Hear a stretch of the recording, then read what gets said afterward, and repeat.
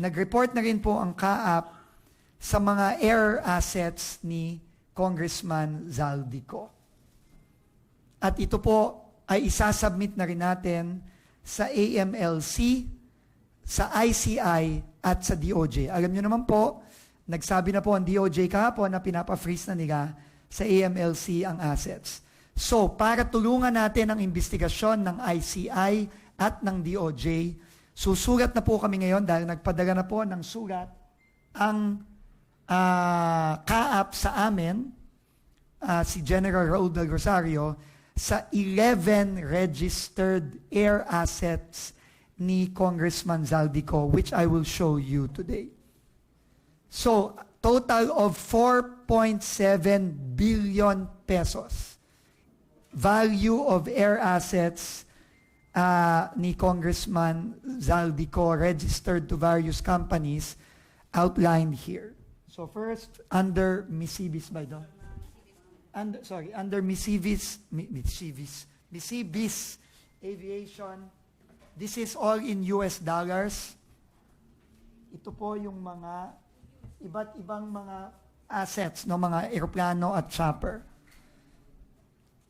Next is High Tone Construction Development Corporation, also I think connected to Congressman Zaldico. And also QM Builder, I think ano ba to? Kapatid ba ito? O ano? I don't know. Basta related to that. No? Ito po ang example ng mga helicopter at air assets na ang total po nito ay 4.7. Total value is close to 5 billion pesos or 4.7 billion pesos. So we have also written the AMLC, the DOJ, and also the ICI, informing them about this, and we will leave it up to them to what to do with these assets. No? So, ano po, no? So, naglabas na po ng freeze order ang NBI according to, nag-request na po ng freeze order ang NBI sa AMLC according to Secretary Boying Rimulya. And I have already informed Secretary Rimulya that these air assets have already been submitted to us by CAAP, and we are forwarding this to DOJ, ICI, and AMLC today.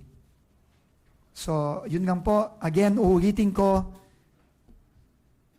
sabi po ng Pangulo, bawiin lahat ng pera ng ating mga kababayan. At kasama na po ito doon. Again, if people are doubting the seriousness and the resolve of the President and of the government in not only ensuring na managot ang mga dapat managot, pero para bawiin ang perang nanakaw sa ating mga kababayan, maniwala po kayo, umpisa pa lang po ito.